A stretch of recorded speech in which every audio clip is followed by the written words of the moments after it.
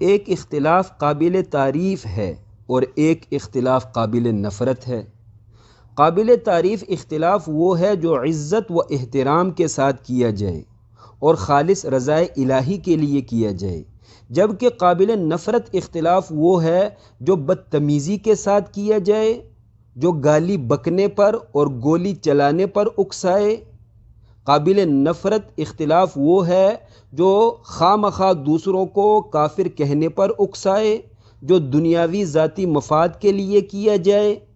المختصر، قابل نفرت اختلاف وہ ہے جو ضد بازی میں کیا جائے، اپنی انا کی تسکین کے لیے کیا جائے۔ عزیزان محترم، اگلے کی عزت و احترام کا خیال رکھتے ہوئے اختلاف کرنا امت کو جوڑتا ہے اور بدتمیزی کے ساتھ اختلاف کرنا امت کو توڑتا ہے۔ مذہبی مسلمان لوگ آپس میں اختلاف کریں لیکن آپس میں مخالفت نہ کریں۔ مسلمان داعی کے لیے ضروری ہے کہ وہ صبر و حلم کا پہاڑ بن کر تبلیغ دین کرے۔ تو پتہ چلا قابل تعریف اختلاف اللہ اور اس کے رسول کو پسند ہوتا ہے، جبکہ قابل نفرت اختلاف اللہ اور اس کے رسول کی مرضی کے خلاف ہوتا ہے۔ مذہبی اختلاف تو اللہ پاک کو پسند ہے۔ اللہ پاک نے قرآن پاک میں ایسے لفظ استعمال کیے ہیں جو ایک سے زیادہ معانی پر مشتمل ہیں۔ ذو معنی لفظ، مشترک المعنی لفظ خود اللہ پاک نے استعمال کیے ہیں۔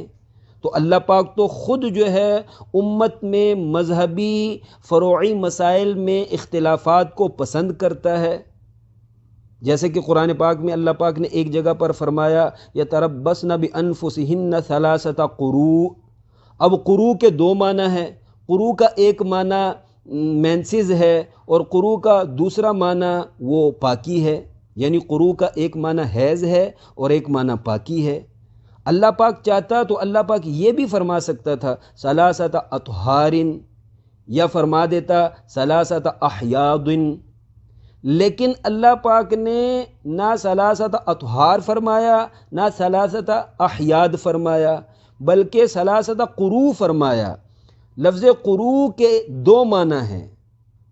وہ دو معنی والا لفظ اللہ پاک نے اس لیے استعمال کیا ہے، ایک گروہ اس سے حیض کا معنی مراد لے لے، دوسرا گروہ اس سے پاکی کا معنی مراد لے لے۔